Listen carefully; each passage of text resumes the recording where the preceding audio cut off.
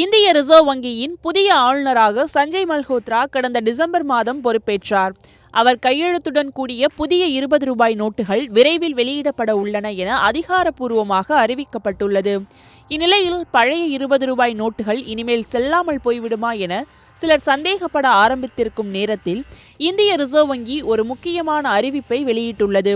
Reserve வங்கியின் இந்த விளக்கம் இது தொடர்பான சந்தேகங்களை முற்றிலும் தீர்த்து வைத்துள்ளது. புதிய 20 ரூபாய் நோட்டுகள் தற்போது புழக்கத்தில் உள்ள நோட்டுகளுடன் ஒரே மாதிரியாகவே இருக்கும். வடிவம், வண்ணம், அளவு எதிலும் மாற்றம் இருக்காது. மாற்றம் இருப்பது ஒரே விஷயம், அது ஆளுநர் சஞ்சய் மல்ஹோத்ராவின் கையொப்பம் மட்டும்தான். முக்கியமாக பழைய 20 ரூபாய் நோட்டுகள் முற்றிலும் செல்லுபடியாகும் என ரிசர்வ் வங்கி உறுதியளித்துள்ளது. அது ஒவ்வொரு ஆளுநர் மாறும்போதும் நடைபெறும் வழக்கமான நடைமுறைகள்தான். அதனால் உங்கள் கையில் உள்ள பழைய 20 ரூபாயை மாற்ற வேண்டிய அவசியமில்லை. அது முற்றிலும் செல்லுபடியாகும் என்று விளக்கமளித்துள்ளது.